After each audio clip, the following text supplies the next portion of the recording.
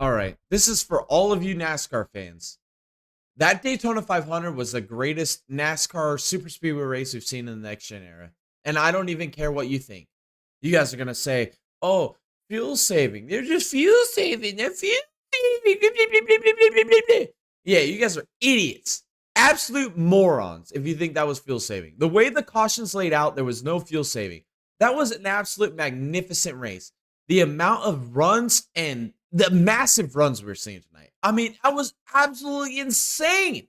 We were seeing cars from three lanes deep. I mean, we saw the outside lane fade. We saw the middle lane fade. We saw the inside lane fade. But they always, without a doubt, wait a lap, they're going to be back. And that's what we saw all night long. This was the greatest super speedway race in the next gen era. It was absolutely insane. I mean, if you hated that, I don't understand why you're watching NASCAR. And take it from me. I've been a NASCAR fan since I've been 4 years old. I've loved NASCAR. Jeff Gordon fan growing up. You can probably see the poster sitting there in the background. I love NASCAR. But over the last few years, this next gen car has been so freaking terrible. The only good race we saw over the last 4 years was that Bristol race last year. Seeing the tire wear and guys blowing tires 20, 30 laps in a run and having to make a pit stop and nobody wants to lead and it's a jockeying for position. That was a freaking fantastic race. This was right there with it. This was the best plate race I've seen in the next gen era, and it doesn't even come close. I love this race to the core from the beginning to the end. I mean, masterpiece. Absolute freaking masterpiece. I mean, we saw some of the best cars all day cycle into the front. Joey Logano, who had the best car in the race, was able to make his way back up to the front at the end to compete for a win. I mean, granted, bonehead, 40 miles to go in the race, and he ends up wadding it up into Ricky Roundhouse and whatnot. But, I mean, we saw Blaney, Cindric, Chase Elliott. Okay, let's just talk about Chase Elliott. I'm a Chase Elliott hater. Holy cow, his car was quick tonight. And he was able to manipulate different lanes and different drafting. And I mean, being able to push certain guys to the front of the field, that was so much fun to watch. Even like Alex Bowman, Chris Buescher. Let's talk about Chris Buescher in stage 2. I mean, that car was insanely fast, and he was able to prove it by keeping the 48 car in front of him when the 48 car wasn't even that fast. Alex Bowman was not that fast tonight.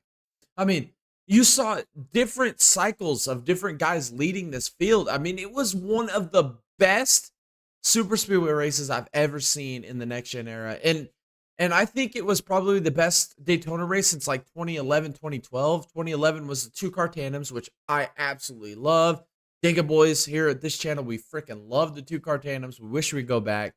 We won't, obviously, because NASCAR hates that. But then 2012, we got back to pack racing. That was an amazing, amazing race. This was like 2011, 2012 all over again. This was one of the best super speedway races I've ever seen. I loved it to the absolute core. Anybody that hates on it, I just feel like you just don't understand racing. Ask Tony Stewart, ask AJ Foyt, what is racing? Look it up in the dictionary. If you want to see just consistent passing, that's driving on the interstate.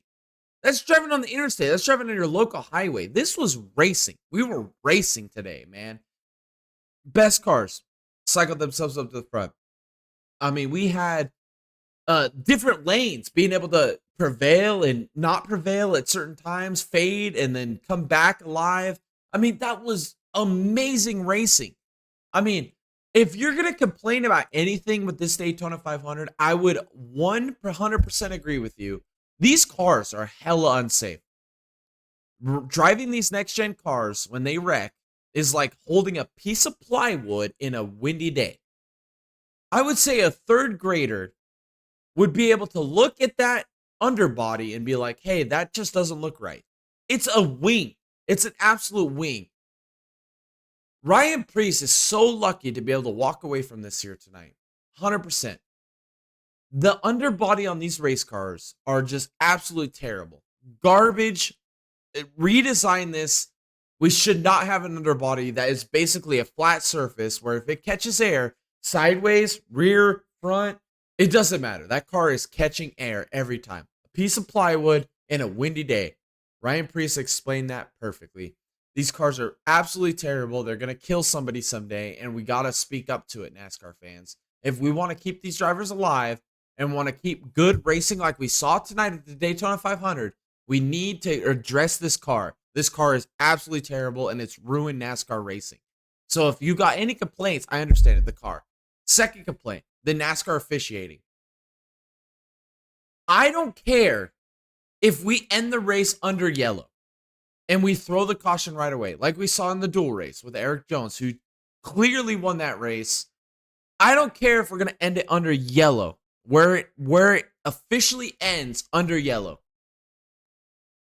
But then to have one race, well, look at the whole Speed Weeks. We had the truck race end under yellow. We had the Xfinity race end under yellow. If we're going to end it under yellow on a caution light, let's do that every single time. I've got no complaints with that. I have no complaints with that. Let's end it under yellow. I'm 100% cool with that. But to let them tonight race to the checkered flag after we have a big crash, we know if nobody's safe, I want consistency. The checkered flag, let's do it every single time. If we're going to race to the yellow, let's do that every single time. I have no problem whether we do it one way or the other. Doesn't bother me. If we're going to race to the checkered, let's do that every single time. If we're going to race to the yellow, let's do that every single time. I just want consistency. Consistency in this sport. That's all I could ask for. Next thing, the Fox broadcast is absolute freaking garbage. Clint Boyer's an idiot. Kevin Harvick is probably dumber. And then Mike Biden Joy is an absolute freaking shill to NASCAR.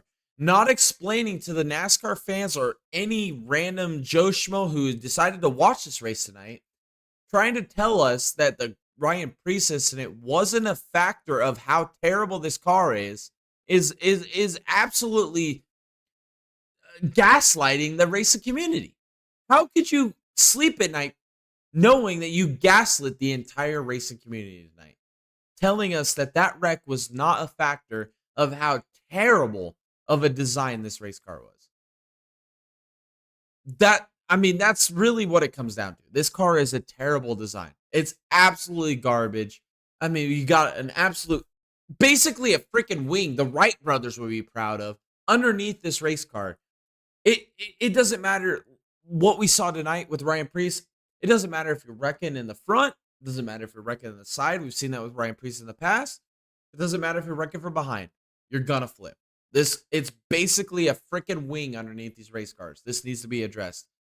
Other than that, those should be your only complaints with tonight's race. This race was freaking magnificent, and I hate that all these NASCAR fans are jumping on social media tonight, absolutely crapping on this race, man. Absolutely just taking a deuce on it, push it out to the start-finish line, and just leaving it there.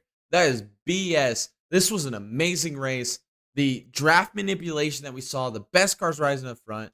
Handling was a freaking premium tonight, man. These guys had to actually sit behind the wheel for 4 hours and drive these damn race cars, man. They had to drive them tonight. Those cars were squirrely, out of shape, out of control every time off the corner. Even down the straightaways, pushing them. You could see these cars were lifting off the ground, getting real light and light. That's why we saw a lot of those wrecks. A lot of the pushes we saw tonight were really when these cars were unloaded and they were off the ground. That's what you want to see. That's racing. That is racing. Those guys were trying tonight, having to drive their tails off to keep those cars under control, or underneath them, under control. Unbelievable. We saw lanes fading and coming back at all times during the race. One of the greatest Daytona 500s I've ever seen. I'm not paid by NASCAR. I'm not a shill for NASCAR. I absolutely do not like where NASCAR's headed. But if you're going to hate this race, you just could quit watching racing. Because you guys are going to tune in next week to Atlanta, which is absolutely the worst freaking track of all time with the reconfiguration and those style of racing there. Absolute garbage, gaslit by a 3-wide finish last year. That track is so terrible. You guys are going to watch it next week and you're going to say, it was the greatest NASCAR race of all time. when it's absolutely garbage.